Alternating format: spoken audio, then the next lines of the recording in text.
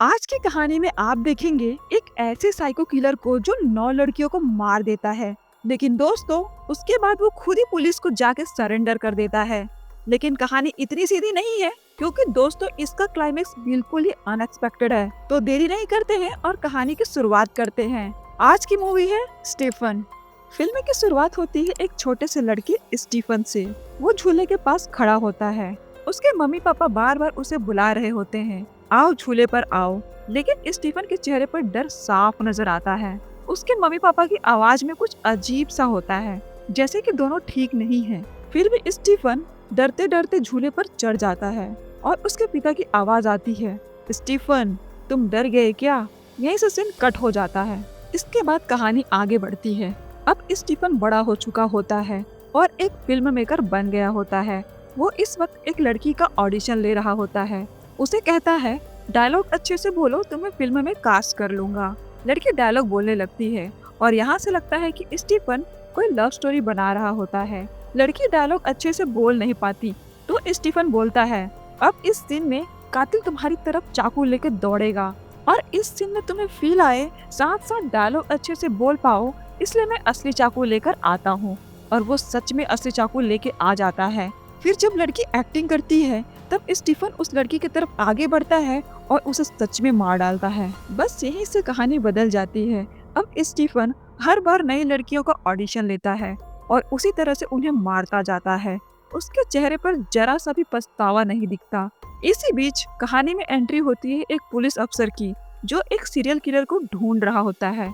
अब तक 9 लड़कियों की हत्या हो चुकी होती है, लेकिन पुलिस को किसी की भी बॉडी नहीं मिलती। पुलिस के पास किलर का स्केच भी होता है जो स्टीफन से मिलता है, यानी पुलिस भी स्टीफन को ही खोज रही होती है। फिर अचानक स्टीफन खुद थाने पहुंच जाता है और पुलिस वाले से कहता है, सर मैंने मर्डर किए हैं। पुलिस अफसर पहले तो उसे हल्के में लेता है, सोचता है पागल है या पी कर आया है। लेकिन स्टीफन जब साफ साफ बताता है कि उसने 9 लड़कियों की हत्या की है, पुलिस अफसर के होश उड़ जाते हैं। वो फौरन अपने बाकी अफसरों को बुला लेता है और सबको यकीन हो जाता है कि असली कातिल यही है। स्टीफन को हथकड़ी लगाते हैं तो वो बड़े आराम से कॉफी मांगता है। पुलिस वाले भी हैरान रह जाते हैं कि यह आदमी किस मिट्टी का बना है, न डर है न पछतावा। अब स्टीफन की गिरफ्तारी की खबर पूरी मीडिया में फैल जाती है। मीडिया सवाल पूछती है तो एक अफसर जवाब देते हैं, हम केस की जांच कर रहे हैं, अब माइकल इस केस को हैंडल करेंगे। हमें पता लगाना है कि स्टीफन ने कत्ल क्यों किए और लाशों का क्या किया। हर जगह लोग स्टीफन को फांसी देने की मांग कर रहे होते हैं। कुछ तो चाहते हैं कि वो उसे पब्लिक के हवाले ही कर दे। इधर माइकल के सीनियर माइकल से कहते हैं, स्टीफन को मिलते ही उसका एनकाउंटर क्यों नहीं किया। तब माइकल बताता है, पर वो तो खुद आकर सरेंडर कर दिया, तो कैसे एनकाउंटर कर सकते थे। फिर वो बोलते हैं, अब काम बढ़ गया, केस जल्दी खत्म करो। अब माइकल केस में जुड़ जाता है। उसके मन में सवाल ही सवाल होते हैं। स्टीफन ने 6 महीनों में 9 लड़कियों को क्यों मारा, अब क्यों सरेंडर किया। माइकल को लगता है स्टीफन के दिमाग में जरूर कोई प्लान है। माइकल स्टीफन से पूछताछ करता है। स्टीफन सब कुछ विस्तार से बताता है कि इसे कैसे मारा। माइकल ये सब सुनकर हैरान रह जाता है। फिर पूछता है, लाशें कहाँ हैं? स्टीफन कहता है, लाशों को जंगल में फेंक आता था, लेकिन जब दोबारा देखने गया तो लाशें वहाँ से गायब थी। माइकल को शक होता है कि स्टीफन झूठ बोल रहा है। उसके बाद वो दोनों उस जगह जाते हैं जहाँ उसने लाशें फेंकी थी। वहाँ कुछ लड़कियों की सोने की चेन मिलती है। माइकल को अब लगता है कि स्टीफन सच कह रहा है, शायद जानवर खा गए या कोई उठा ले गया। उसके बाद स्टीफन को कोर्ट में पेश किया जाता है। जज के सामने भी स्टीफन बिना झिझक अपने जुर्म को कबूल कर लेता है। जज को उसकी हरकतें अजीब लगती हैं। वो समझ जाते हैं कि स्टीफन की मानसिक हालत ठीक नहीं है। जज ऑर्डर देते हैं कि उसकी मनोवैज्ञानिक जांच हो और पुलिस को 15 दिन का वक्त मिलता है। कोर्ट से निकलते वक्त गुस्साई भीड़ स्टीफन को मारने दौड़ती है, लेकिन माइकल की टीम उसे किसी तरीके से बचा लेती है। अब कहानी फ्लैशबैक में जाती है। स्टीफन बचपन में अपनी एक फ्रेंड के साथ खेलते हुए दिखता है और एक दिन अपने माँ के साथ एक पप्पी लाता है। माँ पूछती, इसका ध्यान रख लोगे? पापा देखेंगे तो गुस्सा करेंगे। स्टीफन कहता है, मैं संभाल लूंगा। रात को जब उसके पापा आते हैं, स्टीफन पप्पी को छुपा देता है और पढ़ने लग जाता है। यहीं से पता चलता है कि स्टीफन के पापा खुद एथलीट थे, लेकिन कभी आगे नहीं बढ़ पाए, इसलिए स्कूल में पीटी टीचर बनकर रह गए। अब वो चाहते हैं कि स्टीफन उनकी उम्मीदों को पूरा करे, एथलीट बने, लेकिन अपने फेलियर की वजह से वो अक्सर शराब पीते हैं, जिससे घर में हमेशा झगड़ा और कलेश बना रहता है। कई बार तो स्टीफन के पापा उसकी माँ को भी मारते थे। फिर थोड़ी ही देर में स्टीफन देखता है कि उसका पपी उसके पापा के पास पहुंच गया है। ये देखकर उसके पापा गुस्से से भड़क उठते हैं। पूछते हैं ये पिल्ला हमारे घर कैसे आ गया। इसी बात पर वो स्टीफन की माँ का गला दबाने लगते हैं और स्टीफन देखता है कि उसके पापा ने पप्पी को मार डाला। स्टीफन जोर जोर से रोने लगता है। फिर उसकी माँ पप्पी को दफना देती है। अब कहानी वापस प्रेजेंट में आती है। सीमा नाम की एक साइकियाट्रिस्ट को स्टीफन की मानसिक जांच का ऑर्डर मिलता है। वो आती है और स्टीफन से सवाल जवाब करने लगती है। स्टीफन सब कुछ सही सही बताता है। फिर अपने बचपन की बातें भी साझा करता है, कैसे उसके पापा शराब पीकर उसे और उसकी माँ को मारते थे। वो बताता है कि उसकी कहानी बाद में बदल गई थी। उसके बाद सीन फिर से पास्ट में चला जाता है। उस दिन स्टीफन अपनी माँ के साथ अस्पताल आया होता है क्योंकि उसके पापा को पीटा गया था। एक कांस्टेबल बताता है कि स्टीफन के पापा ने एसआई की बेटी के कपड़े बदलते हुए वीडियो वायरल कर दी थी, जिससे वो लड़की खुदकुशी करने वाली थी, लेकिन उसे बचा लिया गया। इसी वजह से लोगों ने उसके पापा को खूब पीटा था। स्टीफन की माँ जब अपने पति के सामने पहुंचती है तो उसके पापा अब भी रौब झाड़ रहे होते हैं। इस पर उसकी माँ को बहुत गुस्सा आता है। वो वहीं पर अपने पति को बुरी तरीके से मारने लगती है। इसके बाद स्टीफन की माँ अपना बंद किया केक का बिजनेस फिर से शुरू कर देती है और धीरे धीरे पूरे घर का कंट्रोल अपने हाथ में ले लेती है। वो अपने पति को कोई दवाई देने लगती है, जिससे स्टीफन के पापा उससे डरने लगते हैं। स्टीफन सीमा से कहता है, दुनिया को तो हमारा परिवार नॉर्मल दिखता था, लेकिन अंदर से सब कुछ अजीब था। माँ ने बहुत जुल्म सहे, अब वो पापा पर जुल्म करने लगी थी। एक दिन जब घर में मेहमान आते हैं तो स्टीफन की माँ ऐसा दिखाती है जैसे कि आज भी पापा की ही चलती है, लेकिन स्टीफन जानता था कि यह सब तो दिखावा है, सिर्फ दुनिया को दिखाने के लिए। इसके बाद कहानी फिर से प्रेजेंट में आती है। सीमा अब माइकल के साथ बैठी हुई होती है। वो कहती है, समझ नहीं आ रहा स्टीफन सच बोल रहा है या झूठ। मुझे इसके और टेस्ट करने होंगे। कभी ये बिल्कुल नॉर्मल लगता है तो कभी ऐसा जैसे पूरी तरीके से पागल हो। माइकल कहता है, हमें सच तक पहुंचना पड़ेगा। वैसे स्टीफन के पापा के खिलाफ पहले भी केस है कि उन्होंने अपनी बीवी को मार डाला, फिर खुद को चाकू मार लिया। अगले दिन सीमा उन परिवारों से मिलने जाती है जिनकी बेटियों को स्टीफन ने मारा था। माइकल भी स्टीफन के बारे में पता करने के लिए निकल जाता है। वो जानना चाहता है कि स्टीफन सच बोल रहा है या नहीं। स्टीफन के पड़ोसी बताते हैं, बचपन से स्टीफन अकेला ही रहता था, हमें तो यकीन ही नहीं होता कि वो ऐसा कर सकता है। माइकल फिर स्टीफन के बचपन के दोस्त से मिलता है। उसका दोस्त बताता है, परिवार तो अच्छा था, लेकिन एक दिन जब हम वीडियो गेम खेल रहे थे, स्टीफन की माँ ने मुझे घर से निकाल दिया और स्टीफन को पीटने लगी। स्टीफन बस रोता रह गया। ये सुनकर माइकल सोच में पड़ जाता है, शायद स्टीफन सचमुच सच बोल रहा है। उसका परिवार सच में अजीब था। अब माइकल उस एसआई से मिलता है जिसकी बेटी की वीडियो स्टीफन के पापा ने वायरल कर दी थी। ऐसे बताता है, स्टीफन के पापा ने आत्महत्या नहीं की थी, असल में उसे स्टीफन ने ही मारा था। उस रात स्टीफन के पापा ने थाने फोन किया था, कहा कि उन्होंने अपनी बीवी को मार डाला। जब हम घर पहुंचे तो स्टीफन के पापा स्टीफन को भी मारने वाले थे। अपनी जान बचाने के लिए स्टीफन ने अपने पापा को ही मार दिया। मुझे उसमें स्टीफन की कोई गलती नहीं लगी, इसलिए केस आत्महत्या का बना दिया। फिर माइकल सुनकर कहता है, काश आपने तब स्टीफन को सजा दिलवा दी होती तो आज वो सीरियल किलर नहीं बनता। इसके बाद माइकल सारी बातें सीमा को बताता है। सीमा कहती है, अब हमें स्टीफन का सच पता है, अब हम उससे कल यही सवाल पूछेंगे। उसके बाद डॉक्टर सीमा फिर से स्टीफन से सवाल करती है और सीन पास्ट में चला जाता है। अब स्टीफन बड़ा हो चुका होता है। उसकी माँ ने उसके पापा को नौकर बना दिया था। वो उनसे डरते थे। एक दिन पापा कहते हैं, बेटा मुझे सफाई करनी है, माँ की साड़ी प्रेस कर देगा, आज उन्हें वो पहननी है। स्टीफन साड़ी प्रेस करने लगता है। तभी कुरियर वाला आता है और स्टीफन को लेटर देता है। पता चलता है कि उसे चेन्नई में जॉब मिल गई है। वो बहुत खुश हो जाता है और पापा भी खुश हो जाते हैं। लेकिन तभी उसे याद आता है कि प्रेस जल्दी छुड़ाया था। वापस जाकर देखता है तो साड़ी जल गई थी। उसके पापा घबरा जाते हैं, अब तेरी माँ देखेगी तो मुझे बहुत मारेगी। स्टीफन कहता है, कुछ नहीं होगा, चलिए मेरे साथ। वैसे ही नई साड़ी ले आते हैं, माँ को पता तक नहीं चलेगा। कई सालों बाद स्टीफन के पापा उसके साथ बाहर जाते हैं। उन्हें अच्छा लगता है। स्टीफन वैसे ही नई साड़ी खरीद लाता है। दोनों घूमते हैं। पापा कहते हैं, बेटा कई सालों से मैंने सिगरेट नहीं पी, एक पिला देगा। स्टीफन उन्हें सिगरेट पिलाता है और उसके पापा खुश हो जाते हैं। उसके बाद दोनों चुपचाप घर लौटते हैं, लेकिन स्टीफन की माँ एकदम कार की पार्किंग देखकर पकड़ लेती है कि उसके पति ने घर से बाहर पैर रखा था। फिर क्या, वो गुस्से में अपने पति को पीटने लगती है। स्टीफन अपने पापा को बचाने जाता है तो माँ उसे भी मारती है। कहती है ये तेरी ही शरारत होगी, और तुझे इतनी हिम्मत कैसे हुई मेरी इजाजत के बिना बाहर जाने की। यही से साफ हो जाता है कि स्टीफन की माँ अपने पति और बेटे दोनों को पूरी तरीके से कंट्रोल में रखना चाहती है। उसे बिल्कुल पसंद नहीं कि ये दोनों घर से बाहर जाएं। तभी उसके हाथ स्टीफन का जॉब लेटर लग जाता है। वो लेटर पढ़कर उसे ताना मारती है, अब बाहर जाएगा तो हमें भूल जाएगा, है ना? उसके बाद मेरे ऊपर हुकूमत जताएगा। स्टीफन बोलता है नहीं नहीं, ऐसा नहीं है, प्लीज मुझे जाने दीजिए। पर उसकी माँ नहीं मानती, बोलती है तू कहीं नहीं जाएगा, यहीं रहेगा, और गुस्से में जॉब लेटर फाड़ देती है। स्टीफन का गुस्सा फूट पड़ता है। उसकी माँ साफ बोलती है तुम बाप बेटे दोनों अब घर के ही होके रहोगे। स्टीफन अपनी माँ से पूछता है मुझे चेन्नई जाने दोगे कि नहीं, पर उसकी माँ कहती है कतई नहीं। तब स्टीफन सीधा किचन में जाता है और चाकू उठा लाता है। उसके बाद अपनी माँ को जान से मार डालता है। ये देखकर उसके पापा खुश हो जाते हैं, कहते हैं बेटा बहुत अच्छा किया, अगर कोई पूछे तो सबको कहना ये खून मैंने किया है। उसके बाद फिर उसके पापा खुद पुलिस को फोन कर देते हैं और जुर्म अपने सिर ले लेते हैं। स्टीफन अपनी माँ को मारकर सदमे में आ जाता है और वो देखता है कि उसके पापा अपनी ही बीवी के ऊपर पेशाब करने वाला होता है। फिर अचानक उसका दिमाग घूम जाता है और वो अपने पापा को भी मार डालता है। अब सीन फिर से प्रेजेंट में लौटती है।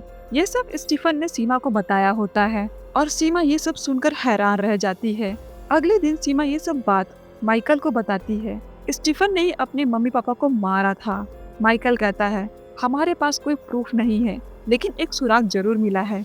वो एक वीडियो दिखाता है जिसमें स्टीफन की पुरानी बिल्डिंग का वॉचमैन बता रहा होता है कि स्टीफन के साथ कोई लड़की रहती थी, अब पता नहीं वो कहाँ है। माइकल आगे बताता है कि स्टीफन सरेंडर करने से पहले चर्च गया था। सीमा कहती है स्टीफन तो भगवान को मानता नहीं, यानी वो किसी से मिलने गया होगा।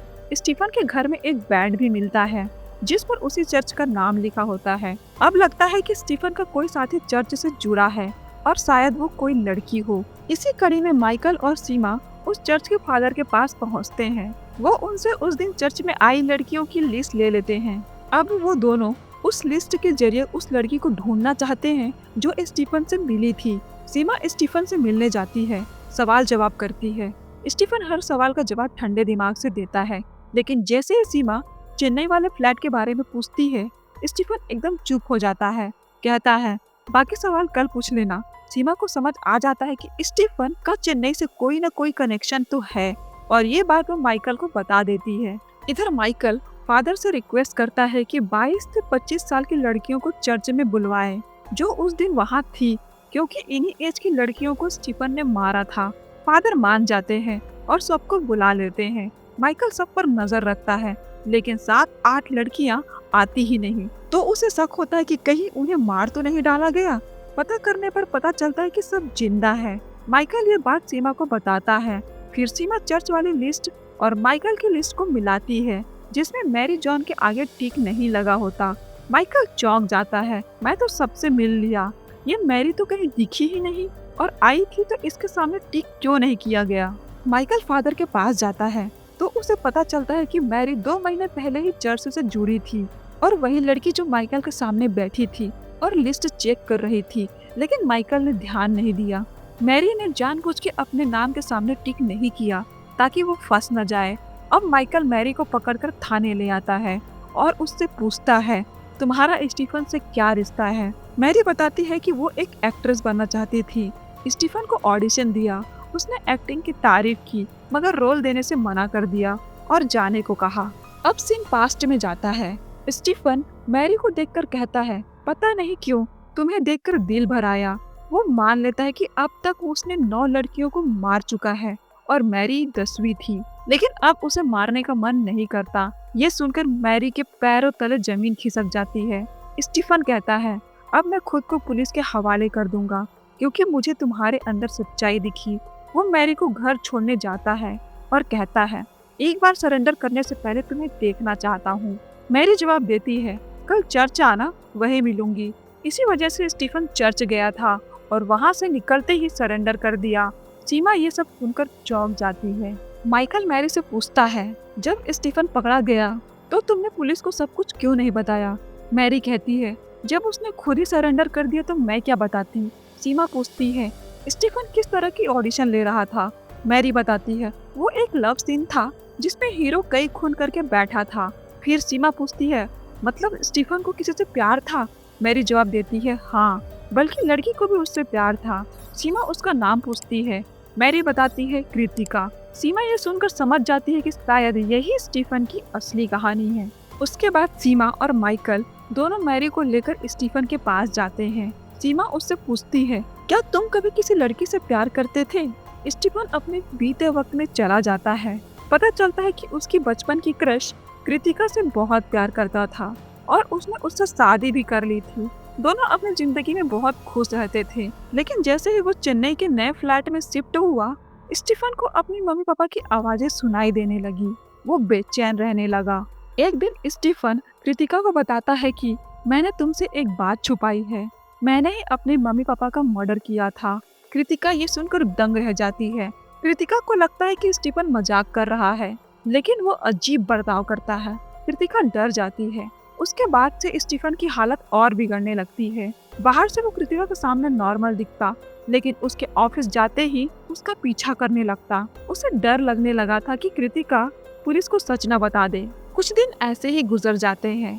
स्टीफन दिन ब दिन और ज्यादा डिस्टर्ब होता जा रहा था। अपने पेरेंट्स की आवाजें सुनता था, पागल सा होता जा रहा था।